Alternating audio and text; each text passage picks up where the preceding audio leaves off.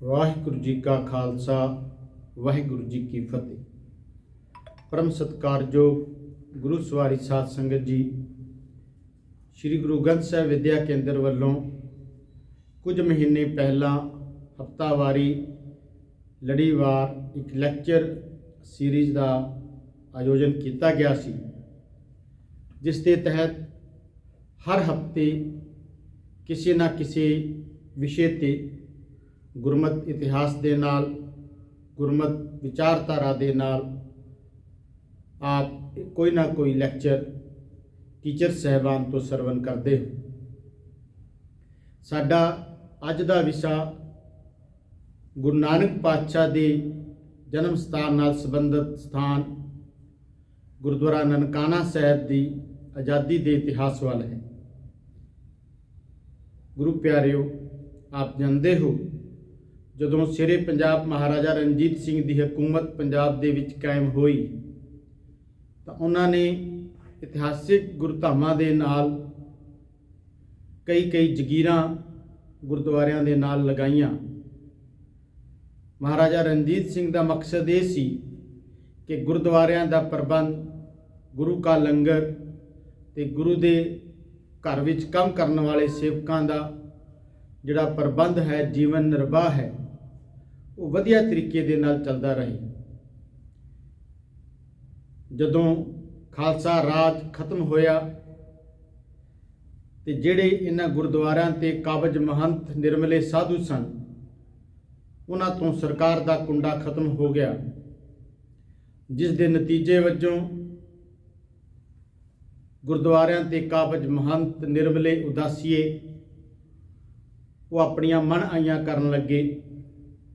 ਉਹਨਾਂ ਨੇ ਗੁਰਦੁਆਰਿਆਂ ਦੀਆਂ ਜਗੀਰਾਂ ਨੂੰ ਆਪਣੇ ਨਿੱਜੀ ਮਫਾਦਾਂ ਲਈ ਵਰਤਣਾ ਸ਼ੁਰੂ ਕਰ ਦਿੱਤਾ, ਗੁਰਮਤ ਦੇ ਸੁਨਹਿਰੀ ਅਸੂਲਾਂ ਨੂੰ ਭੁਲਾ ਦਿੱਤਾ ਤੇ ਗੁਰਦੁਆਰਿਆਂ ਵਿੱਚ ਹਰ ਉਹ ਕੰਮ ਹੋਣ ਲੱਗਾ ਜਿਹੜਾ ਗੁਰੂ ਨਾਨਕ ਪਾਤਸ਼ਾਹ ਦੀ ਵਿਚਾਰਧਾਰਾ ਦੇ ਉਲਟ ਸੀ। ਬਹੁਤ ਸਾਰੇ ਗੁਰਦੁਆਰਿਆਂ ਦੇ ਵਿੱਚ ਪੱਥਰ ਪੂਜਾ ਹੋਣ ਲੱਗੀ, ਇੱਥੋਂ ਤੱਕ ਕਿ ਕਾਬਜ ਮਹੰਤ ਉਦਾਸੀ ਨਿਰਮਲੀਏ ਇੰਨੇ ਕਰਪਟ ਹੋ ਗਏ ਕਿ ਉਹਨਾਂ ਨੇ ਗੁਰਦੁਆਰਿਆਂ ਦੀ ਹਦੂਦ ਦੇ ਅੰਦਰ ਹੀ ਨਸ਼ਿਆਂ ਦਾ ਸੇਵਨ ਕਰਨਾ ਤੇ ਕਰਾਉਣਾ ਆਰੰਭ ਕਰ ਦਿੱਤਾ। ਵੇਸ਼ਵਾ ਬਿਰਤੀ ਗੁਰਦੁਆਰਿਆਂ ਦੇ ਅੰਦਰ ਹੋਣ ਲੱਗੀ। ਉਹ ਆਪ ਇੰਨੇ ਚਰਿੱਤਰਹੀਨ ਹੋ ਗਏ ਕਿ ਇੱਕ ਮਹੰਤ ਨੇ ਕਈ ਰਖੇਲਾਂ ਰੱਖਣੀਆਂ, ਸ਼ਰਾਬਾਂ ਪੀਣੀਆਂ, ਹੋਰ ਕਈ ਪ੍ਰਕਾਰ ਦੇ ਨਸ਼ੇ ਕਰਨੇ ਆਦਿ। ਇਸ ਤੋਂ ਇਲਾਵਾ ਇੱਕ ਕਰਮ ਉਹਨਾਂ ਨੇ ਹੋਰ ਕੀਤਾ ਕਿ ਗੁਰੂ ਘਰ ਦੇ ਅੰਦਰ ਸਿੱਖ ਧਰਮ ਦੇ ਪ੍ਰਚਾਰ ਵਾਸਤੇ ਕਈ ਗੈਰ ਸਿੱਖ ਪੁਜਾਰੀ ਵੀ ਉਹਨਾਂ ਨੇ ਰੱਖ ਲਏ। ਸਿੱਖਾਂ ਦੇ ਵਿੱਚ ਇਸ ਗੱਲ ਦਾ ਬੜਾ ਰੋਸ ਸੀ। ਇੱਕ ਰੋਸ ਦੀ ਅਜਿਹੀ ਅੱਗ ਸੀ ਜੋ ਅੰਦਰੋਂ ਅੰਦਰੀ ਧੁਖ ਰਹੀ ਸੀ, ਔਰ ਇਸ ਧੁਖਦੀ ਹੋਈ ਅੱਗ ਨੇ ਇੱਕ ਦਿਨ ਭਾਂਬੜ ਬਲ ਕੇ ਫਟਣਾ ਜ਼ਰੂਰ ਸੀ।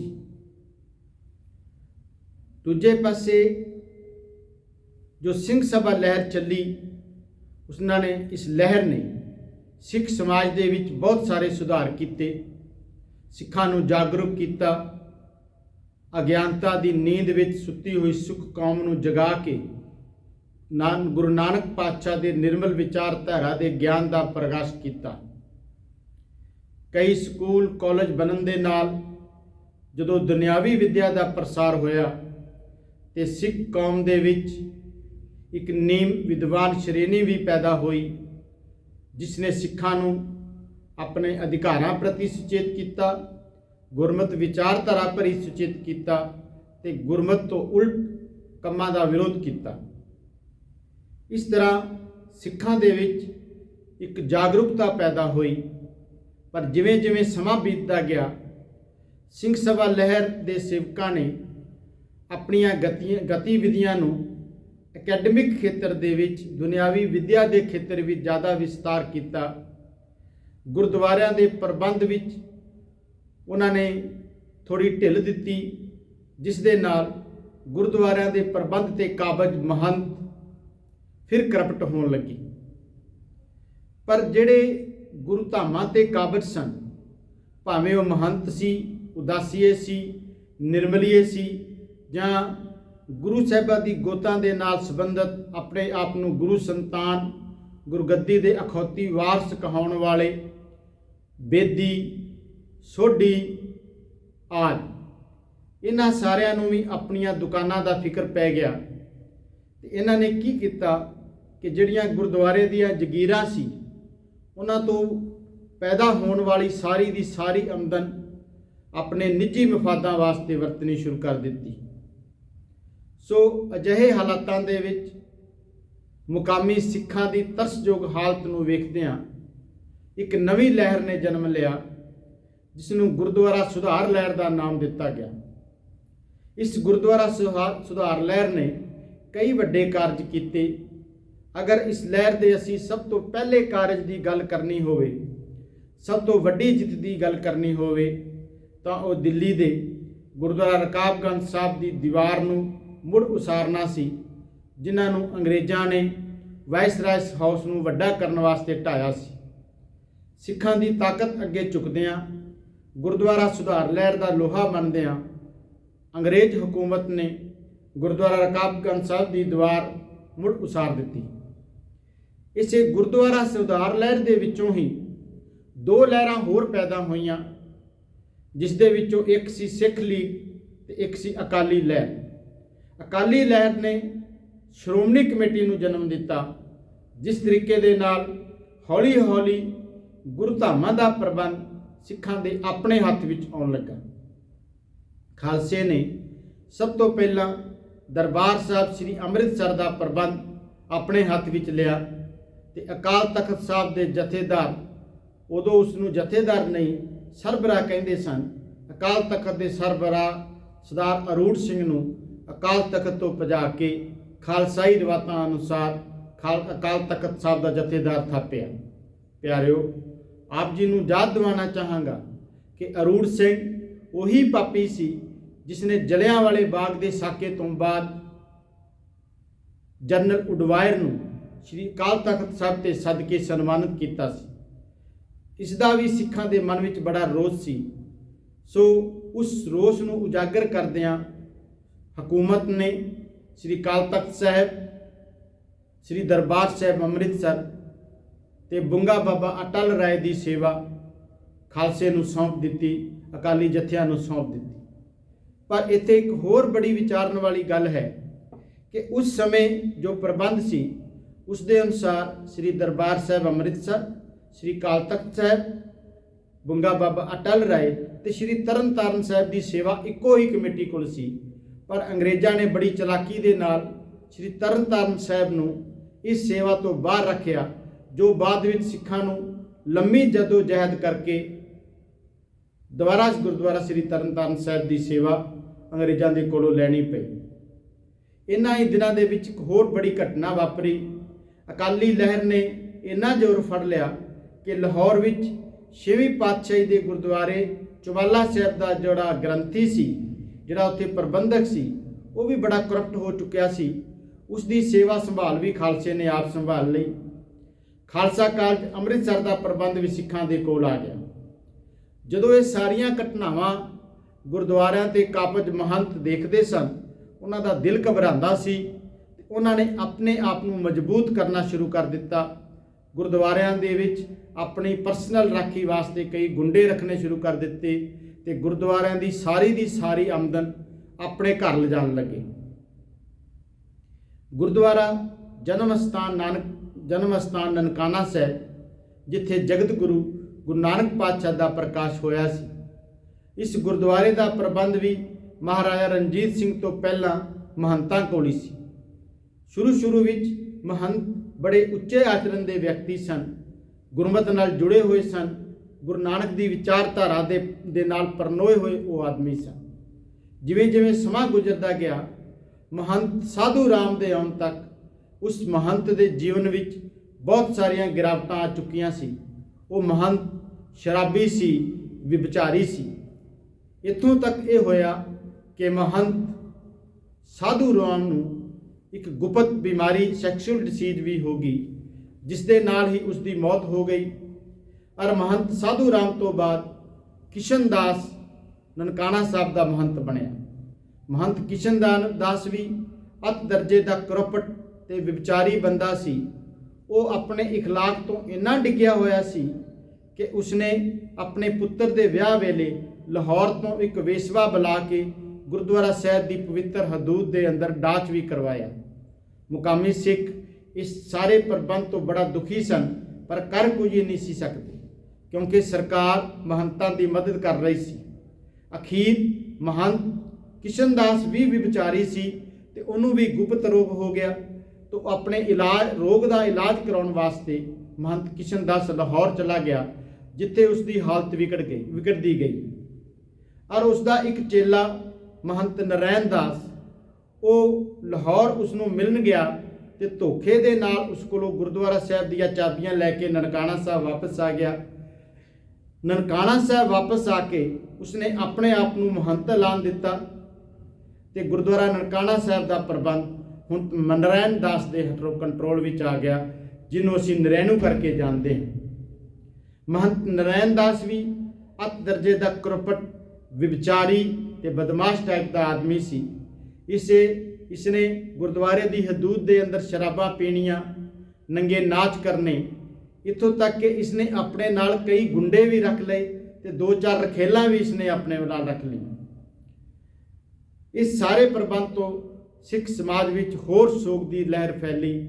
ਸਿੱਖ ਕੌਮ ਇੱਕ ਉਦਾਸਤਾ ਦੇ ਘੇਰੇ ਵਿੱਚ ਘਿਰਨ ਲੱਗੀ। ਇਨ੍ਹਾਂ ਹੀ ਦਿਨਾਂ ਦੇ ਵਿੱਚ ਕੁਝ ਘਟਨਾਵਾਂ ਅਜਿਹੀਆਂ ਵਾਪਰੀਆਂ ਜਿਨ੍ਹਾਂ ਨੇ ਪੂਰੀ ਕੌਮ ਨੂੰ ਝੰਜੋੜ ਕੇ ਰੱਖ ਦਿੱਤਾ।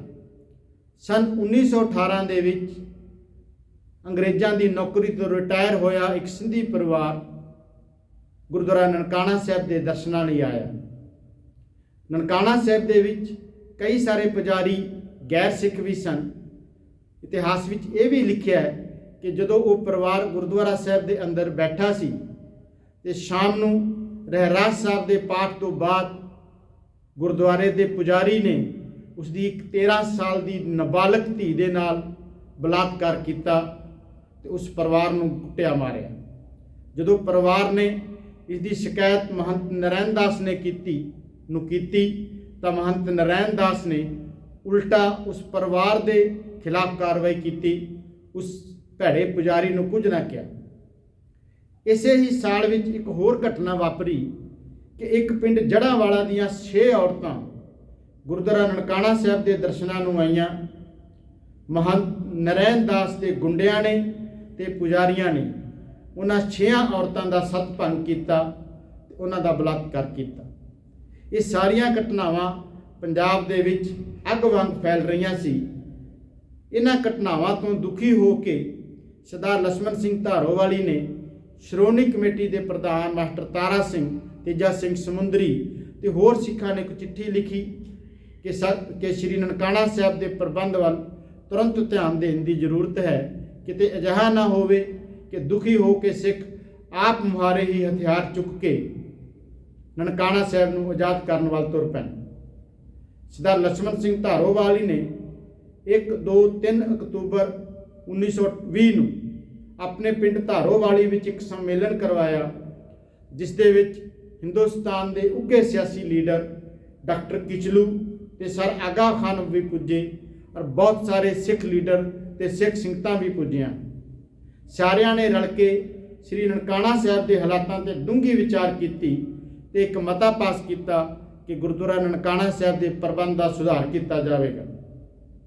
जथेदार लक्ष्मण सिंह धारोवाली ने इस मौके पर एक शहीदी जथा तैयार करने का ऐलान किया। उन्होंने अरदास की कि असी शहीदियां दे देवांगे पर गुरु नानक पातशाह के जन्म स्थान पर ऐसे कुकर्म नहीं होने देंगे।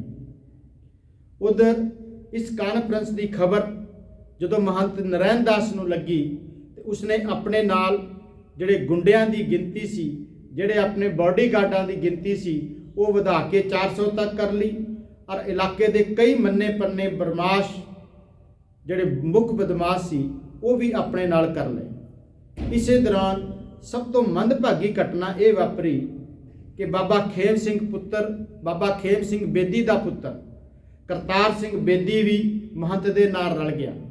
ਇਹਨਾਂ ਸਾਰਿਆਂ ਨੇ ਰਲ ਕੇ ਇੱਕ ਅਫਵਾਹ ਫੈਲਾ ਦਿੱਤੀ ਕਿ ਅਕਾਲੀ ਸਿੱਖ ਗੁਰਦੁਆਰਿਆਂ ਤੇ ਕਬਜ਼ਾ ਕਰਨਾ ਚਾਹੁੰਦੇ ਹਨ ਤੇ ਮਹੰਤਾਂ ਨੂੰ ਹੁਣ ਗੁਰਦੁਆਰੇ ਖਾਲੀ ਕਰਨ ਪੈਣਗੇ। ਇਸ ਪ੍ਰਾਪੇਗੰਡੇ ਕਰਕੇ 50 ਤੋਂ ਵੱਧ ਮਹੰਤ ਔਰ ਬੇਦੀ, ਭੱਲੇ, ਤਰੇਹਨ, ਸੋਢੀ ਜਿਨ੍ਹਾਂ ਨੇ ਆਪਣੀਆਂ ਗੱਦੀਆਂ ਕਾਇਮ ਕੀਤੀਆਂ ਹੋਈਆਂ ਸੀ, ਜਿਨ੍ਹਾਂ ਦੀ ਰੋਟੀ ਰੋਜੀ ਉਹਨਾਂ ਗੁਰੂ ਘਰਾਂ ਤੋਂ ਚੱਲ ਰਹੀ ਸੀ, ਜਿਹੜੇ ਆਪਣੇ ਆਪ ਨੂੰ ਉਹਨਾਂ ਜਾਇਦਾਦਾਂ ਦੇ ਮਾਲਕ ਸਮਝਦੇ ਸੀ, ਇਹ ਸਾਰੇ ਇਕੱਠੇ ਹੋ ਗਏ ਤੇ ਇਹਨਾਂ ਸਾਰਿਆਂ ਨੇ ਇਕੱਠੇ ਹੋ ਕੇ ਇੱਕ ਯੂਨੀਅਨ ਬਣਾਈ ਜਿਸ ਦਾ ਨਾਮ ਸਨਾਤਨੀ ਸਿੱਖ ਸਭਾ ਰੱਖਿਆ ਗਿਆ। ਔਰ ਕਿੰਨੀ ਦੁੱਖ ਵਾਲੀ ਗੱਲ ਸੀ ਕਿ ਬਾਬਾ ਖੇਮ ਸਿੰਘ ਬੇਦੀ ਦੇ ਪੁੱਤਰ ਕਰਤਾਰ ਸਿੰਘ ਬੇਦੀ ਨੇ ਪੂਰੇ ਪੰਜਾਬ ਦੇ ਵਿੱਚੋਂ 60,000 ਰੁਪਈਆ ਉਸ ਜ਼ਮਾਨੇ ਦਾ ਇਕੱਠਾ ਕਰਕੇ ਬਹੁਤ ਸਾਰਾ ਲਿਟਰੇਚਰ ਤੇ ਅਖਬਾਰਾਂ ਛਪਵਾ ਕੇ ਅਕਾਲੀਆਂ ਦੇ ਖਿਲਾਫ ਪੰਜਾਬ ਦੇ ਵਿੱਚ ਵੰਡੀਆਂ।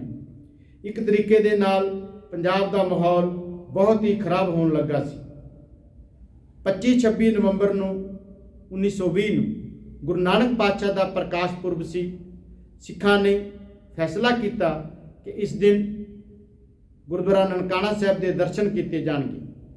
ਮਹੰਤ ਨਰੈਣ ਦਾਸ ਨੇ ਪੂਰਾ ਪ੍ਰਬੰਧ ਕਰ ਲਿਆ, ਆਪਣੇ ਗੁੰਡੇ ਸਾਰੇ ਇਕੱਠੇ ਕਰ ਲਏ ਤੇ ਫੈਸਲਾ ਕੀਤਾ ਕਿ ਜਿਸ ਦਿਨ ਸਿੱਖ ਨਨਕਾਣਾ ਸਾਹਿਬ ਆਉਣਗੇ ਉਹਨਾਂ ਨੂੰ ਖਤਮ ਕਰ ਦਿੱਤਾ ਜਾਵੇਗਾ। ਪਰ ਇਸ ਦੀ ਜਿਹੜੀ ਖਬਰ ਸੀ ਉਹ ਸਮੇਂ ਸਿਰ ਸਰਕਾਰ ਨੂੰ ਲੱਗ ਗਈ ਤੇ ਗੁਰਪੁਰਬ ਵਾਲੇ ਦਿਨ, ਕਿਉਂਕਿ ਗੁਰਪੁਰਬ ਦਾ ਦਿਨ ਸੀ, ਹੋਰ ਸੰਗਤਾਂ ਵੀ ਬਹੁਤ ਆਈਆਂ ਤੇ ਡਿਪਟੀ ਕਮਿਸ਼ਨਰ ਤੇ ਜਿਹੜਾ SP ਸੀ, ਇਲਾਕੇ ਦਾ ਪੁਲਿਸ ਅਫਸਰ ਸੀ, ਉਹ ਆਪ ਗੁਰਦੁਆਰਾ ਸਾਹਿਬ ਹਾਜ਼ਰ ਸਨ। ਮਹੰਤ ਨੇ ਸਿਰਫ ਇੰਨਾ ਹੀ ਕਰ ਸਕਿਆ ਕਿ ਕਿਸੇ ਵੀ ਸਿੱਖ ਨੂੰ ਕਿਰਪਾਨ ਪਹਿਨ ਕੇ ਗੁਰਦੁਆਰੇ ਦੇ ਅੰਦਰ ਨਾ ਜਾਣ ਦਿੱਤਾ ਗਿਆ। ਪਰ ਇੱਕ ਵੱਡੀ ਜਿਹੜੀ ਦੁਰਘਟਨਾ ਸੀ ਜੋ ਬਾਅਦ ਵਿੱਚ ਫਰਵਰੀ 1921 ਵਿੱਚ ਵਾਪਰੀ, ਉਹ ਨਵੰਬਰ 1920 ਵਿੱਚ ਹੀ ਵਾਪਰ ਜਾਣੀ ਸੀ, ਪਰ ਸਰਕਾਰ ਦੀ ਚੌਕਸੀ ਕਾਰਨ ਉਹ ਘਟਨਾ ਟਲ ਗਈ। ਪਰ ਇਸ ਘਟਨਾ ਦੇ ਟਲਣ ਤੋਂ ਬਾਅਦ ਮਹੰਤ ਨਰੈਣ ਦਾਸ ਹੋਰ ਗੁੱਸੇ ਵਿੱਚ ਆ ਗਿਆ ਤੇ ਉਹ ਹਰ ਰੋਜ਼ ਸਿੱਖਾਂ ਨੂੰ ਚੜਾਉਣ ਵਾਲੀਆਂ ਕੋਈ ਨਾ ਕੋਈ ਕਾਰਵਾਈਆਂ ਕਰਦਾ ਰਹਿੰਦਾ। ਅਖੀਰ ਗੁਰਦੁਆਰਾ ਨਨਕਾਣਾ ਸਾਹਿਬ ਦੇ ਪ੍ਰਬੰਧ 'ਚ ਸੁਧਾਰ ਕਰਨ ਵਾਸਤੇ 24 ਜਨਵਰੀ 1921 ਨੂੰ ਸ੍ਰੀ ਅਕਾਲ ਤਖਤ ਸਾਹਿਬ ਤੇ ਇੱਕ ਮੀਟਿੰਗ ਹੋਈ ਜਿਸ ਦੇ ਵਿੱਚ ਸਿੱਖ ਕੌਮ ਦੇ ਸਾਰੇ ਪ੍ਰਮੁੱਖ ਆਗੂਆਂ ਨੇ ਹਿੱਸਾ ਲਿਆ। ਫੈਸਲਾ ਕੀਤਾ ਗਿਆ ਤੇ 4, 5, 6 ਮਾਰਚ 1921 ਨੂੰ ਸ੍ਰੀ ਨਨਕਾਣਾ ਸਾਹਿਬ ਵਿਖੇ ਇੱਕ ਸਮਾਗਮ ਕੀਤਾ ਜਾਵੇਗਾ ਜਿਸ ਦੇ ਵਿੱਚ ਗੁਰਮਤਿ ਦੇ ਪ੍ਰਚਾਰ ਤੇ ਪ੍ਰਸਾਰ ਦੇ ਨਾਲ ਮਹੰਤ ਨਰੈਣ ਦਾਸ ਨੂੰ ਆਪਣਾ ਸੁਧਾਰ ਕਰਨ ਤੇ ਗੁਰਦੁਆਰਾ ਪ੍ਰਬੰਧ ਵਿੱਚ ਸੁਧਾਰ ਕਰਨ ਲਈ ਬੇਨਤੀ ਕੀਤੀ ਜਾਵੇਗੀ। ਨਾਲ ਹੀ ਇਹ ਫੈਸਲਾ ਵੀ ਕੀਤਾ ਗਿਆ ਕਿ ਨਨਕਾਣਾ ਸਾਹਿਬ ਦਾ ਪ੍ਰਬੰਧ ਲੈਣ ਵਾਸਤੇ, ਉਸ ਦੀ ਸੇਵਾ ਸੰਭਾਲ ਵਿਚਾਲਨ ਵਾਪਸ ਲੈਣ ਵਾਸਤੇ ਅਜੇ ਕੋਈ ਪ੍ਰੋਗਰਾਮ ਨਹੀਂ। ਸਿੱਖਾਂ ਦਾ ਪ੍ਰੋਗਰਾਮ ਕੇਵਲ ਤੇ ਕੇਵਲ ਮਹੰਤ ਨਰੈਣ ਦਾਸ ਨੂੰ ਇੱਕ ਕਿਸਮ ਦੀ ਵਾਰਨਿੰਗ ਦੇ ਕੇ, ਤਾੜਨਾ ਕਰਕੇ ਉਹਨਾਂ ਨੂੰ ਆਪਣੇ ਚਰਿੱਤਰ ਵਿੱਚ ਤੇ ਗੁਰਦੁਆਰਾ ਦੇ ਪ੍ਰਬੰਧ ਵਿੱਚ ਸੁਧਾਰ ਕਰਨ ਵਾਸਤੇ ਕਹਿਣਾ ਸੀ। ਇਸ ਪ੍ਰੋਗਰਾਮ ਦੀ ਰੂਪਰੇਖਾ ਉਲੀਕਣ ਵਾਸਤੇ ਤੇ ਪ੍ਰੋਗਰਾਮ ਦਾ ਪ੍ਰਬੰਧ ਦੇਖਣ ਵਾਸਤੇ ਅਕਾਲੀ ਲੀਡਰਾਂ ਨੇ 2 ਕੰਮ ਕੀਤੇ।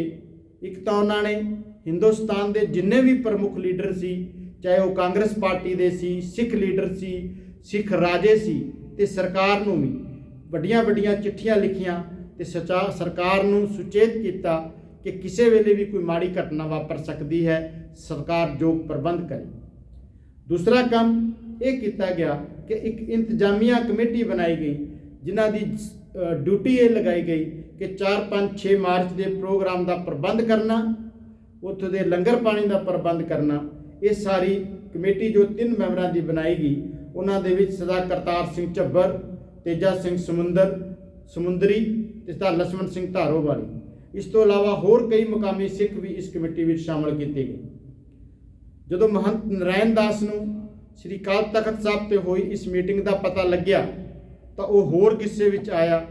ਉਸਨੇ ਬੜੀ ਚਲਾਕੀ ਦੇ ਨਾਲ ਇੱਕ ਪਲੈਨਿੰਗ ਕੀਤੀ। ਇੱਕ ਤਾਂ ਉਸਨੇ ਜਥੇਦਾਰ ਕਰਤਾਰ ਸਿੰਘ ਝੱਬਰ ਦੇ ਨਾਲ ਗੱਲਬਾਤ ਕਰਨੀ ਸ਼ੁਰੂ ਕਰਤੀ ਤੇ ਦੂਸਰੇ ਪਾਸੇ ਉਸਨੇ ਆਪਣਾ ਪ੍ਰਬੰਧ ਸ਼ੁਰੂ ਕਰਨਾ ਕਰ ਦਿੱਤਾ। ਜਿਹੜੇ 400 ਗੁੰਡੇ ਉਸਨੇ ਆਪਣੇ ਨਾਲ ਰੱਖੇ ਸੀ ਉਹਨਾਂ ਨੂੰ ਮਜ਼ਬੂਤ ਕੀਤਾ। ਉਹਨੇ ਅਨੇਕ ਤਰ੍ਹਾਂ ਦੇ ਹਥਿਆਰ, ਕਿਰਪਾਨਾਂ, ਡਾਂਗੇ, ਗੰਡਾਸੇ, ਬੰਦੂਕਾਂ ਤੇ ਹੋਰ ਪੱਥਰ, ਇੱਟਾਂ, ਰੋੜਾਂ ਇਕੱਠੇ ਕਰ ਲਏ।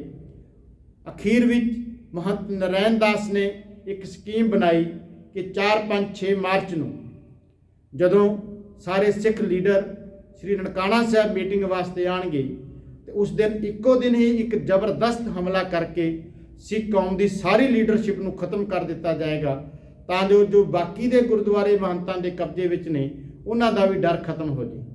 ਇਸ ਤਰੀਕੇ ਦੇ ਨਾਲ ਮਹੰਤ ਨਰੈਣ ਦਾਸ ਨੇ, ਕਰਤਾਰ ਸਿੰਘ ਬੇਦੀ, ਹੋਰ 50 ਤੋਂ ਉੱਪਰ ਸਾਧੂਆਂ ਉਦਾਸੀਆਂ ਨੂੰ ਆਪਣੇ ਨਾਲ ਰਲਾ ਗਿਆ।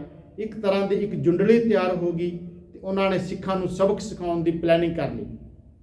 ਸਰਦਾਰ ਕਰਤਾਰ ਸਿੰਘ ਝੱਬਰ ਨੇ ਦੱਸਿਆ ਹੈ ਕਿ ਉਹਨਾਂ ਦਾ ਇੱਕ ਸੂਹੀਆ ਮਹੰਤ ਨਰੈਣ ਦਾਸ ਦੇ ਕੋਲ ਸੀ। ਜਦੋਂ ਇਸ ਸੂਹੀਏ ਨੇ ਖਬਰ ਲਿਆ ਕੇ ਕਰਤਾਰ ਸਿੰਘ ਝੱਬਰ ਨੂੰ ਦਿੱਤੀ ਤਾਂ ਉਹਨਾਂ ਦਾ ਮੱਥਾ ਠਣਕਿਆ ਕਿ ਜੇ ਸਾਰੀ ਕੌਮ ਦੇ ਲੀਡਰ ਇੱਕੋ ਦਿਨ ਹੀ ਖਤਮ ਹੋ ਗਏ ਤੇ ਕੌਮ ਦਾ ਕੀ ਬਣੇਗਾ। ਅਖੀਰ 17 ਫਰਵਰੀ ਨੂੰ ਸਰਦਾਰ ਕਰਤਾਰ ਸਿੰਘ ਝੱਬਰ ਨੇ ਗੁਰਦੁਆਰਾ ਖਰਾ ਸੌਦਾ ਸਾਹਿਬ ਵਿਖੇ ਇੱਕ ਮੀਟਿੰਗ ਬੁਲਾਈ, ਜਿਸ ਦੇ ਵਿੱਚ ਸਰਦਾਰ ਬੂਟਾ ਸਿੰਘ ਸ਼ੇਖੂਪੁਰਾ, ਸਰਦਾਰ ਲਛਮਣ ਸਿੰਘ ਧਾਰੋਵਾਲ, ਸਰਦਾਰ ਕਰਤਾਰ ਸਿੰਘ ਝੱਬਰ ਤੇ ਹੋਰ ਸਿੱਖ ਲੀਡਰ ਸ਼ਾਮਲ ਹੋਏ।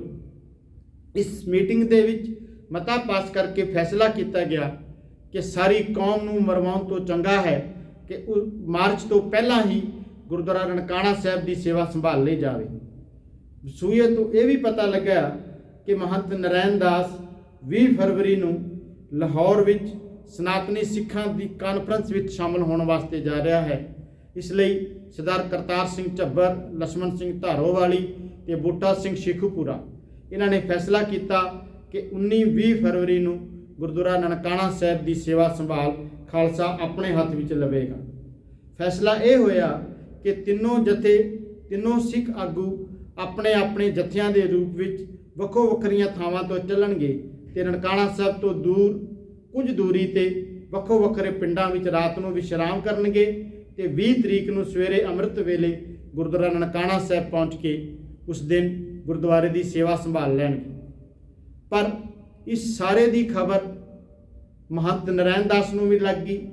ਉਸਨੇ ਇਹ ਕਿਹਾ ਜਾਂਦਾ ਹੈ ਕਿ ਉਹ ਲਾਹੌਰ ਜਾ ਰਿਹਾ ਸੀ ਤੇ ਨਨਕਾਣਾ ਸਾਹਿਬ ਰੇਲਵੇ ਸਟੇਸ਼ਨ ਤੋਂ ਉਹ ਵਾਪਸ ਆਇਆ ਜਦੋਂ ਇਸ ਨੂੰ ਇਹ ਪਤਾ ਲੱਗਿਆ ਕਿ ਸਿੱਖ ਨਨਕਾਣਾ ਸਾਹਿਬ ਦੀ ਸੇਵਾ ਸੰਭਾਲਣ ਵਾਸਤੇ ਆ ਰਹੇ ਹਨ। ਉਸਨੇ ਆਪਣੀ ਤਿਆਰੀ ਹੋਰ ਮਜ਼ਬੂਤ ਕਰ ਲਈ, ਸਾਰੇ ਹਥਿਆਰ ਇਕੱਠੇ ਕਰ ਲਏ ਔਰ ਗੁਰਦੁਆਰਾ ਨਨਕਾਣਾ ਸਾਹਿਬ ਦੇ ਇਰਦ ਗਿਰਦ ਜਿਹੜੇ ਰਿਹਾਇਸ਼ੀ ਮਕਾਨ ਸੀ ਉਹਨਾਂ ਦੇ ਉੱਪਰ ਬਹੁਤ ਸਾਰੇ ਰੋੜੇ, ਇੱਟਾਂ ਤੇ ਪੱਥਰ ਇਕੱਠੇ ਕਰ ਲਏ ਤੇ ਜਿਹੜੇ ਉਸਦੇ ਆਪਣੇ ਗੁੰਡੇ ਸੀ ਉਹਨਾਂ ਸਾਰਿਆਂ ਨੂੰ ਉਹਨਾਂ ਸ਼ਰਾਬ ਪਿਆ ਦਿੱਤੀ, ਜਿਸ ਦੇ ਨਾਲ ਉਹਨਾਂ ਦੇ ਹੌਸਲੇ ਵੱਧ ਗਏ। ਉਧਰ ਜਦੋਂ ਸ਼੍ਰੋਮਣੀ ਕਮੇਟੀ ਨੂੰ ਇਸ ਕਾਰਵਾਈ ਦਾ ਪਤਾ ਲੱਗਾ ਤਾਂ ਸ਼੍ਰੋਮਣੀ ਕਮੇਟੀ ਨੇ ਇੱਕ ਤਾਕੀਦ ਸਿੱਖ ਲੀਡਰਾਂ ਨੂੰ ਭੇਜੀ ਤੇ ਜਿਹੜੀ ਤੈਅ ਮਿਤੀ ਹੈ, ਭਾਵ ਜੋ ਫਿਕਸ ਡੇਟ ਹੈ 3, 4, 5 ਮਾਰਚ, ਉਸ ਤੋਂ ਪਹਿਲਾਂ ਕੋਈ ਕਾਰਵਾਈ ਨਾ ਕੀਤੀ ਜਾਵੇ। ਪਰ ਅਫਸੋਸ ਜਿਹੜੀ ਇਹ ਖਬਰ ਸੀ ਇਹ ਸਰਦਾਰ ਕਰਤਾਰ ਸਿੰਘ, ਜਥੇਦਾਰ ਕਰਤਾਰ ਸਿੰਘ ਝੱਬਰ ਤੇ ਸਰਦਾਰ ਬੂਟਾ ਸਿੰਘ ਸ਼ੇਖੂਪੁਰ ਨੂੰ ਵਕਤ ਸਿਰ ਮਿਲ ਗਈ, ਪਰ ਸਰਦਾਰ ਲਛਮਣ ਸਿੰਘ ਧਾਰੋਵਾਲੀ ਨੂੰ ਇਹ ਖਬਰ ਸਮੇਂ ਸਿਰ ਨਾ ਮਿਲ ਸਕੀ। ਸਰਦਾਰ ਲਛਮਣ ਸਿੰਘ ਧਾਰੋਵਾਲ ਆਪਣੇ ਨਾਲ 160 ਦੇ ਕਰੀਬ ਸਿੱਖਾਂ ਦਾ ਜਥਾ ਲੈ ਕੇ ਨਨਕਾਣਾ ਸਾਹਿਬ ਦੇ ਬਾਹਰ ਇੱਕ ਭੱਠੇ ਕੋਲ ਪਹੁੰਚ ਗਏ। ਜਦੋਂ ਉੱਥੇ ਪਹੁੰਚੇ ਤਾਂ ਉਸ ਵਕਤ ਮਾਸਟਰ ਤਾਰਾ ਸਿੰਘ ਦੇ ਭੇਜੇ ਹੋਏ 2 ਏਲਚੀ, ਜਿਨ੍ਹਾਂ ਵਿੱਚ ਇੱਕ ਦਾ ਨਾਮ ਸਰਦਾਰ ਵਰਿਆਮ ਸਿੰਘ, ਇੱਕ ਦਾ ਨਾਮ ਸਰਦਾਰ ਦਲੀਪ ਸਿੰਘ, ਇਹ ਜਥੇਦਾਰ ਲਛਮਣ ਸਿੰਘ ਧਾਰੋਵਾਲੀ ਨੂੰ ਮਿਲੇ ਤੇ ਉਹਨਾਂ ਨੂੰ ਬੇਨਤੀ ਕੀਤੀ ਕਿ ਪੂਰਾ ਖਾਲਸਾ ਪੰਥ ਨੇ ਇਹ ਫੈਸਲਾ ਕੀਤਾ ਹੈ ਕਿ 4-5 ਮਾਰਚ ਤੋਂ ਪਹਿਲਾਂ ਗੁਰਦੁਆਰਾ ਨਨਕਾਣਾ ਸਾਹਿਬ ਦੀ ਸੇਵਾ ਸੰਭਾਲ ਦਾ ਕੋਈ ਕਦਮ ਨਾ ਚੁੱਕਿਆ ਜਾਵੇ। ਸਰਦਾਰ ਲਛਮਣ ਸਿੰਘ ਧਾਰੋਵਾਲੀ ਨੇ ਸਰਦਾਰ ਵਰਿਆਮ ਸਿੰਘ ਨੂੰ ਦੱਸਿਆ ਕਿ ਨਹੀਂ, ਉਹ ਹੁਣ ਅਰਦਾਸਾ ਕਰਕੇ ਤੁਰ ਚੁੱਕੇ ਹਨ, ਉਹਨਾਂ ਦਾ ਮੁੜਨਾ ਸੰਭਵ ਨਹੀਂ। ਪਰ ਫਿਰ ਵੀ ਸਰਦਾਰ ਵਰਿਆਮ ਸਿੰਘ ਨੇ ਕਿਸੇ ਤਰੀਕੇ ਦੇ ਨਾਲ ਸਰਦਾਰ ਲਛਮਣ ਸਿੰਘ ਧਾਰੋਵਾਲੀ ਨੂੰ ਇਸ ਗੱਲ ਵਾਸਤੇ ਮਨਾ ਲਿਆ ਕਿ ਪੰਥ ਦੇ ਹੁਕਮ ਤੋਂ ਬਿਨਾਂ ਕੋਈ ਵੀ ਕਾਰਵਾਈ ਕਰਨਾ ਜਾਇਜ਼ ਨਹੀਂ ਹੋਵੇਗਾ। ਜਥਾ ਵਾਪਸ ਮੁੜਨ ਹੀ ਲੱਗਾ ਸੀ ਕਿ ਜਥੇ ਦੇ ਵਿੱਚੋਂ ਇੱਕ ਸਿੱਖ ਨੇ ਬੇਨਤੀ ਕੀਤੀ ਕਿ ਖਾਲਸਾ ਜੀ, ਅੱਜ 8ਵੇਂ ਪਾਤਸ਼ਾਹ ਸ੍ਰੀ ਗੁਰੂ ਹਰਿਰਾਏ ਸਾਹਿਬ ਦਾ ਪ੍ਰਕਾਸ਼ ਪੁਰਬ ਹੈ, ਅਸੀਂ ਸਾਰੇ ਨਨਕਾਣਾ ਸਾਹਿਬ ਆਏ ਹਾਂ, ਅੱਜ ਦੇ ਦਿਨ ਗੁਰੂ ਘਰ ਦੇ ਦਰਸ਼ਨ ਜ਼ਰੂਰ ਕਰਨੇ ਚਾਹੀਦੇ ਹਨ। ਭਲੇ ਹੀ ਅਸੀਂ ਸੇਵਾ ਸੰਭਾਲ ਨਾ ਲਈਏ ਪਰ ਗੁਰੂ ਘਰ ਦੇ ਦਰਸ਼ਨ ਤੇ ਕਰ ਸਕਦੇ ਹਾਂ। ਉਸ ਸਿੱਖ ਦੇ ਸੁਝਾਅ ਨੂੰ ਮੰਨ ਕੇ ਸਾਰੇ ਸਿੱਖ ਗੁਰਦੁਆਰਾ ਨਨਕਾਣਾ ਸਾਹਿਬ ਪਹੁੰਚ ਗਏ। ਇਹ ਕਿਹਾ ਜਾਂਦਾ ਹੈ ਕਿ ਤਕਰੀਬਨ ਸਵੇਰੇ 6 ਵਜੇ ਦੇ ਕਰੀਬ ਸਾਰਾ ਸਿੱਖ ਜਥਾ ਗੁਰਦੁਆਰਾ ਸਾਹਿਬ ਦੇ ਅੰਦਰ ਪਹੁੰਚ ਚੁੱਕਿਆ ਸੀ। ਇਹਨਾਂ ਸਾਰੇ ਹਾਲਾਤਾਂ ਦੀ ਖਬਰ ਸਿੱਖ ਲੀਡਰਾਂ ਨੂੰ ਵੀ ਤੇ ਹੋਰ ਸਿੱਖ ਸੰਗਤ ਨੂੰ ਵੀ ਥੋੜੀ ਥੋੜੀ ਸੀ। ਨਨਕਾਣਾ ਸਾਹਿਬ ਵਿੱਚ ਰਹਿਣ ਵਾਲੇ ਸਰਦਾਰ ਉੱਤਮ ਸਿੰਘ ਕਾਰਖਾਨੇਦਾਰ, ਉਹਨਾਂ ਨੂੰ ਵੀ ਇਸ ਦੀ ਭਿਣਕ ਪਈ ਤੇ ਉਹਨਾਂ ਨੇ ਇਸ ਦੀ ਖਬਰ ਹਕੂਮਤ ਨੂੰ ਦਿੱਤੀ। ਪਰ ਮਹੰਤ ਨਰੈਣ ਦਾਸ ਨੇ ਇਲਾਕੇ ਦੇ ਡੀਸੀ ਨੂੰ, ਡਿਪਟੀ ਕਮਿਸ਼ਨਰ ਨੂੰ ਵੀ ਆਪਣੇ ਨਾਲ ਰਲਾ ਲਿਆ। ਇੱਕ ਤਰੀਕੇ ਨਾਲ ਅੰਗਰੇਜ਼ ਸਰਕਾਰ ਤੇ ਇਲਾਕੇ ਦੀ ਪੁਲਿਸ ਵੀ ਮਹੰਤ ਨਰੈਣ ਦਾਸ ਦੀ ਪਿੱਠ ਤੇ ਆ ਗਈ, ਜਿਸ ਦੇ ਨਾਲ ਉਸਦੇ ਹੌਸਲੇ ਬਹੁਤ ਵੱਧ ਗਏ। ਜਦੋਂ ਸਿੱਖ ਮੱਥਾ ਟੇਕ ਕੇ ਗੁਰਦੁਆਰਾ ਨਨਕਾਣਾ ਸਾਹਿਬ ਦੇ ਅੰਦਰ ਗਏ, ਕੁਝ ਸਿੱਖਾਂ ਨੇ ਮੱਥਾ ਟੇਕ ਕੇ ਗੁਰੂ ਸਾਹਿਬ ਦੀ ਤਾਬਿਆ ਬੈਠ ਗਏ ਤੇ ਕੁਝ ਕੀਰਤਨ ਕਰਨ ਲੱਗੇ। ਕੁਝ ਸਿੱਖ ਅਜੇ ਮੱਥਾ ਟੇਕ ਹੀ ਰਹੇ ਸਨ ਕਿ ਮਹੰਤ ਦੇ ਗੁੰਡਿਆਂ ਨੇ ਕਿਰਪਾਨਾਂ, ਗੰਡਾਸਿਆਂ, ਬੰਦੂਕਾਂ ਤੇ ਡਾਂਗਾਂ ਦੇ ਨਾਲ ਹਮਲਾ ਕਰ ਦਿੱਤਾ। ਇਹ ਹਮਲਾ ਇੰਨਾ ਜ਼ਬਰਦਸਤ ਸੀ ਤੇ ਸਿੱਖ ਬਿਲਕੁਲ ਅਵੇਸਲੇ ਸਨ, ਗੁਰੂ ਨੂੰ ਨਮਸਕਾਰ ਕਰ ਰਹੇ ਸਨ। ਕਿਸੇ ਸਿੱਖ ਦੀ ਲੱਤ ਵੱਢੀ ਗਈ, ਕਿਸੇ ਦੀ ਬਾਂਹ ਵੱਢੀ ਗਈ, ਕਿਸੇ ਦੀ ਗਰਦਨ ਤੇ ਚੋਟ ਲੱਗ ਗਈ, ਕਿਸੇ ਦਾ ਸਿਰ ਪਟ ਗਿਆ। ਮਿੰਟਾਂ ਵਿੱਚ ਹੀ ਸਾਰੇ ਦਾ ਸਾਰਾ ਦ੍ਰਿਸ਼ ਬਦਲ ਗਿਆ। ਪੂਰੇ ਗੁਰਦੁਆਰਾ ਸਾਹਿਬ ਦੇ ਅੰਦਰ ਖੂਨ ਤੇ ਸਿੱਖਾਂ ਦੇ ਵੱਡੇ ਟੁੱਕੇ ਅੰਗ ਪਏ ਸਨ। ਇੰਨੇ ਨੂੰ ਮਹੰਤ ਦੇ ਗੁੰਡਿਆਂ ਨੇ ਗੋਲੀਆਂ ਚਲਾਣੀਆਂ ਸ਼ੁਰੂ ਕਰ ਦਿੱਤੀਆਂ ਤੇ ਇੱਕ ਗੋਲੀ ਤਾਬਿਆ ਤੇ ਬੈਠੇ ਸਿੱਖ ਨੂੰ ਤੇ ਇੱਕ ਗੋਲੀ ਗੁਰੂ ਗ੍ਰੰਥ ਸਾਹਿਬ ਦੇ ਸਰੂਪ ਨੂੰ ਵੀ ਲੱਗੀ। ਫਿਰ ਜਿਹੜੇ ਸਿੱਖ ਬਾਹਰ ਵਿਹੜੇ ਦੇ ਵਿੱਚ ਖੜੇ ਸਨ, ਉਹਨਾਂ ਤੇ ਹਮਲਾ ਕਰ ਦਿੱਤਾ ਗਿਆ ਤੇ ਗੁਰਦੁਆਰੇ ਦਾ ਜਿਹੜਾ ਮੇਨ ਦਰਵਾਜ਼ਾ ਸੀ ਉਸ ਨੂੰ ਬੰਦ ਕਰ ਦਿੱਤਾ ਗਿਆ। ਜਿਹੜੇ ਸਿੱਖ ਅੰਦਰ ਸੀ ਉਹਨਾਂ ਤੇ ਅੰਦਰ ਕਤਲੋਗਾਰਤ ਹੋਣ ਲੱਗੀ। ਕੁਝ ਸਿੱਖਾਂ ਨੇ ਆਪਣੀ ਜਾਨ ਬਚਾ ਕੇ ਇੱਕ ਕਮਰੇ ਵਿੱਚ ਵੜੇ ਤੇ ਬਾਅਦ ਦੇ ਵਿੱਚ ਉਸ ਕਮਰੇ ਦਾ ਦਰਵਾਜ਼ਾ ਤੋੜ ਕੇ ਉਹਨਾਂ ਸਿੱਖਾਂ ਨੂੰ ਵੀ ਖਤਮ ਕਰ ਦਿੱਤਾ ਗਿਆ। ਫਿਰ ਗੁਰਦੁਆਰੇ ਸਾਹਿਬ ਦਾ ਮੁੱਖ ਦਰਵਾਜ਼ਾ ਖੋਲ੍ਹਿਆ ਗਿਆ ਤੇ ਜਿਹੜੇ ਸਿੱਖ ਬਾਹਰ ਸੀ ਉਹਨਾਂ ਨੂੰ ਕਤਲ ਕਰ ਦਿੱਤਾ ਗਿਆ।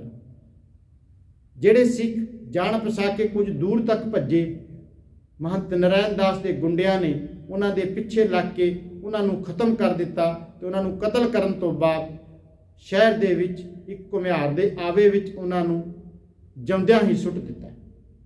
ਹੁਣ ਮਹੰਤ ਨਰੈਣ ਦਾਸ ਦੇ ਉਸਦੇ ਗੰਡੇ ਗੁਰਦੁਆਰਾ ਨਨਕਾਣਾ ਸਾਹਿਬ ਦੀ ਹਦੂਦ ਦੇ ਅੰਦਰ ਲਲਕਾਰੇ ਮਾਰ ਰਹੇ ਸਨ, ਸ਼ਰਾਬ ਪੀ ਰਹੇ ਸਨ। ਗੁਰਦੁਆਰਾ ਸਾਹਿਬ ਦੇ ਅੰਦਰ ਤੇ ਬਾਹਰ ਵਿਹੜੇ ਦੇ ਵਿੱਚ ਚਾਰੇ ਪਾਸੇ ਲਾਸ਼ਾਂ, ਵੱਡੇ ਟੁੱਕੇ ਸਰੀਰ, ਸਿੱਖਾਂ ਦੇ ਖਿਲਰੇ ਹੋਏ ਅੰਗ, ਖੂਨ ਤੇ ਮਿੱਧ ਸੀ।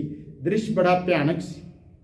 ਮਹੰਤ ਨੇ ਆਪਣੇ ਗੁੰਡਿਆਂ ਨੂੰ ਹੁਕਮ ਕੀਤਾ ਤੇ ਉਹਨਾਂ ਨੇ ਥੋੜੇ ਸਮੇਂ ਵਿੱਚ ਹੀ ਬਹੁਤ ਸਾਰੀਆਂ ਲੱਕੜਾਂ ਇਕੱਠੀਆਂ ਕਰ ਲਈਆਂ ਤੇ ਜਿੰਨੇ ਸਿੱਖ ਸੀ, ਜਿੰਨੇ ਉੱਥੇ ਵੱਡੇ ਟੁੱਕੇ ਲਾਸ਼ਾਂ ਪਏ ਸੀਗੀਆਂ, ਉਹ ਸਾਰਿਆਂ ਨੂੰ ਗੁਰਦੁਆਰਾ ਸਾਹਿਬ ਦੇ ਵਿਹੜੇ ਦੇ ਵਿੱਚ ਇੱਕ ਜੰਡ ਦੇ ਥੱਲੇ ਇਕੱਠਾ ਕਰਕੇ ਉੱਪਰ ਲੱਕੜਾਂ ਸੁੱਟ ਦਿੱਤੀਆਂ ਗਈਆਂ। ਮਹੰਤ ਨੇ ਆਪਣੇ ਗੁੰਡਿਆਂ ਨੂੰ ਹੁਕਮ ਕੀਤਾ ਤੇ ਉਹਨਾਂ ਨੇ ਉਹਨਾਂ ਲਾਸ਼ਾਂ ਦੇ ਉੱਪਰ ਤੇਲ ਸੁੱਟ ਕੇ ਅੱਗ ਲਾ ਦਿੱਤੀ। ਇਤਿਹਾਸ ਇਹ ਵੀ ਲਿਖਦਾ ਹੈ ਕਿ ਉਸ ਬਲਦੀ ਹੋਈ ਅੱਗ ਦੇ ਵਿੱਚੋਂ 4 ਸਿੱਖ ਜੋ ਅਜੇ ਮਰੇ ਨਹੀਂ ਸਨ, ਉਹ ਉੱਠ ਕੇ ਬਾਹਰ ਨਿਕਲਣ ਦਾ ਉਹਨਾਂ ਨੇ ਯਤਨ ਕੀਤਾ ਤਾਂ ਮਹੰਤ ਦੇ ਗੁੰਡਿਆਂ ਨੇ ਉਹਨਾਂ ਨੂੰ ਵੀ ਕਿਰਪਾਨਾਂ ਨਾਲ ਵੱਢ ਕੇ ਉਸੇ ਅੱਗ ਦੇ ਵਿੱਚ ਹੀ ਸੁੱਟ ਦਿੱਤਾ। ਇਸ ਹਮਲਾ ਦੇ ਵਿੱਚ ਇੰਨਾ ਜ਼ਿਆਦਾ ਨੁਕਸਾਨ ਹੋਇਆ ਕਿ ਇੱਕ ਹਮਲਾ ਇੰਨਾ ਭਿਆਨਕ ਸੀ ਕਿ ਜਥੇ ਵਿੱਚ ਆਇਆ ਇੱਕ ਵੀ ਸਿੱਖ ਜਿਉਂਦਾ ਨਹੀਂ ਬਚਿਆ। ਇੱਕ ਛੋਟਾ ਜਿਹਾ 10-12 ਸਾਲ ਦਾ ਬੱਚਾ ਜਿਹੜਾ ਹਮਲੇ ਵੇਲੇ ਗੁਰੂ ਸਾਹਿਬ ਦੀ ਤਾਬਿਆ ਦੇ ਨਜ਼ਦੀਕ ਪਾਲਕੀ ਦੇ ਥੱਲੇ ਲੁਕ ਗਿਆ ਸੀ, ਕੇਵਲ ਉਹ ਹੀ ਜਿਉਂਦਾ ਬਚਿਆ, ਹੋਰ ਕੋਈ ਵੀ ਸਿੱਖ ਜਿਉਂਦਾ ਨਹੀਂ ਬਚਿਆ। ਜਦੋਂ ਗੋਲੀਆਂ ਦੀ ਤੇ ਹੋਰ ਲਲਕਾਰਿਆਂ ਦੀ ਆਵਾਜ਼ ਸੁਣੀ, ਸਰਦਾਰ ਦਲੀਪ ਸਿੰਘ ਤੇ ਵਰਿਆਮ ਸਿੰਘ ਗੁਰਦੁਆਰਾ ਸਾਹਿਬ ਆਏ। ਮਹੰਤ ਦੇ ਗੁੰਡਿਆਂ ਨੇ ਦਰਵਾਜ਼ਾ ਖੋਲ੍ਹਿਆ। ਜਦੋਂ ਉਹ ਸਾਹਮਣੇ ਆਏ ਤਾਂ ਇਹਨਾਂ ਦੋਵਾਂ ਸਿੱਖਾਂ ਨੂੰ ਵੀ ਗੋਲੀਆਂ ਮਾਰ ਕੇ ਸ਼ਹੀਦ ਕਰ ਦਿੱਤਾ ਗਿਆ। ਨਨਕਾਣਾ ਸਾਹਿਬ ਦੇ ਵਿੱਚ ਹੀ ਇੱਕ ਇੰਜੀਨੀਅਰ ਸਰਦਾਰ NS ਸੰਧੂ ਰਹਿੰਦੇ ਸਨ। ਉਹਨਾਂ ਨੇ ਉਸੇ ਵਕਤ ਘੋੜੇ ਤੇ ਇੱਕ ਆਦਮੀ ਨੂੰ ਭਜਾਇਆ DC ਨੂੰ ਖਬਰ ਕਰਨ ਵਾਸਤੇ। DC ਵੀ ਉਸ ਵਕਤ ਨਨਕਾਣਾ ਸਾਹਿਬ ਤੋਂ 20 ਕਿਲੋਮੀਟਰ ਦੂਰ ਇੱਕ ਪਿੰਡ ਵਿੱਚ ਰੁਕਿਆ ਹੋਇਆ ਸੀ, ਪਰ ਸਾਰੀ ਹਕੂਮਤ ਮਹੰਤ ਦੇ ਨਾਲ ਮਿਲੀ ਹੋਈ ਸੀ। ਸਵੇਰ ਦੀ ਖਬਰ ਮਿਲੀ DC 4 ਘੰਟੇ ਬਾਅਦ 12:30 ਵਜੇ ਨਨਕਾਣਾ ਸਾਹਿਬ ਪਹੁੰਚਿਆ ਤੇ ਜਦੋਂ ਉਹ ਨਨਕਾਣਾ ਸਾਹਿਬ ਪਹੁੰਚਿਆ ਤਾਂ ਗੁਰਦੁਆਰੇ ਹਦੂਦ ਦੇ ਅੰਦਰ ਅੱਧ ਖੜੀਆਂ ਲਾਸ਼ਾਂ ਦੀ ਬਦਬੂ ਸੀ ਤੇ ਕੁਝ ਲਾਸ਼ਾਂ ਅਜੇ ਜਲ ਰਹੀਆਂ ਸੀ। ਇਹ DC ਇੰਨਾ ਨਿਰਦਈ ਨਿਕਲਿਆ ਕਿ ਇਹਨਾਂ ਨੇ ਨਾ ਇਸਨੇ ਲਾਸ਼ਾਂ ਨੂੰ ਜਲਣ ਤੋਂ ਵੀ ਨਾ ਰੋਕਿਆ, ਸਗੋਂ ਆਪ ਮਹੰਤ ਨੂੰ ਨਾਲ ਲੈ ਕੇ ਗੁਰਦੁਆਰੇ ਦੇ ਅੰਦਰ ਗਿਆ। ਉੱਧਰ ਦੂਸਰੇ ਪਾਸੇ ਸਵੇਰੇ 9:15 ਵਜੇ ਤੱਕ ਸਰਦਾਰ ਉੱਤਮ ਸਿੰਘ ਕਾਰਖਾਨੇਦਾਰ ਨੇ ਇਸ ਸਾਰੀ ਘਟਨਾ ਦੀ ਜਿਹੜੀ ਤਾਰ ਸੀ, ਟੈਲੀਗ੍ਰਾਮ ਸੀ, ਉਹ ਗਵਰਨਰ ਹਿੰਦੁਸਤਾਨ ਦੇ ਗਵਰਨਰ ਜਨਰਲ ਨੂੰ, ਹੋਰ ਸਿੱਖ ਲੀਡਰਾਂ ਨੂੰ ਤੇ ਪੂਰੀ ਸਿੱਖ ਕੌਮ ਨੂੰ, ਜਿਹੜੇ ਸ਼੍ਰੋਮਣੀ ਕਮੇਟੀ ਦੇ ਲੀਡਰ ਸੀ, ਉਹਨਾਂ ਨੇ ਵੀ ਭੇਜ ਦਿੱਤੀ। ਥੋੜ੍ਹੇ ਸਮੇਂ ਵਿੱਚ ਇਹ ਨਨਕਾਣਾ ਸਾਹਿਬ ਵਿੱਚ ਹੋਏ ਕਤਲੇਆਮ ਦੀ ਖਬਰ ਪੂਰੇ ਦੇਸ਼ ਦੇ ਵਿੱਚ ਜੰਗਲ ਦੀ ਅੱਗ ਵਾਂਗੂ ਫੈਲ ਗਈ।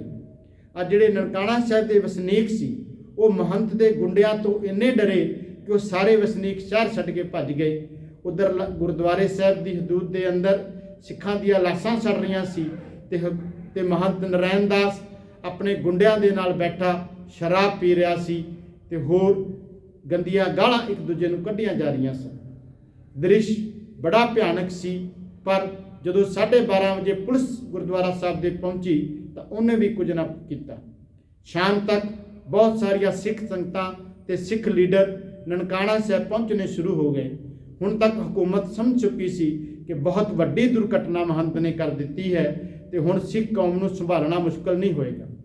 ਸ੍ਰੀ ਨਨਕਾਣਾ ਸਾਹਿਬ ਦੇ 35 ਕਿਲੋਮੀਟਰ ਦੇ ਘੇਰੇ ਦੇ ਅੰਦਰ ਕਰਫਿਊ ਲਾ ਦਿੱਤਾ ਗਿਆ। ਪੂਰੇ ਨਨਕਾਣਾ ਸਾਹਿਬ ਨੂੰ ਸੀਲ ਕਰ ਦਿੱਤਾ ਗਿਆ, ਪਰ ਸਿੱਖ ਦੂਰ ਦਰਾਡਿਆਂ ਤੋਂ ਖੇਤਾਂ ਦੇ ਵਿੱਚੋਂ ਹੁੰਦੇ ਹੋਏ ਵੀ ਨਨਕਾਣਾ ਸਾਹਿਬ ਪਹੁੰਚ ਗਏ। ਅਖੀਰ ਅਗਲੇ ਦਿਨ ਸਵੇਰੇ 8 ਵਜੇ ਮਹੰਤ ਨਰੈਣ ਦਾਸ ਤੇ ਉਸਦੇ ਗੁੰਡਿਆਂ ਦੇ ਕੀਤੀ ਗਈ ਬੇਅਦਬੀ ਨੂੰ ਡਿਪਟੀ ਕਮਿਸ਼ਨਰ ਸਿੱਖ ਲੀਡਰਾਂ ਨੂੰ ਨਾਲ ਲੈ ਕੇ ਗੁਰਦੁਆਰੇ ਸਾਹਿਬ ਦੇ ਅੰਦਰ ਗਿਆ ਤੇ ਅੰਦਰ ਅੱਧ ਸੜੀਆਂ ਲਾਸ਼ਾਂ, ਸਿੱਖਾਂ ਦੇ ਵੱਡੇ ਟੁੱਕੇ ਸਰੀਰ ਤੇ ਜ਼ਖਮੀ ਹੋਏ ਗੁਰੂ ਗ੍ਰੰਥ ਸਾਹਿਬ ਦੇ ਸਰੂਪ ਸਨ।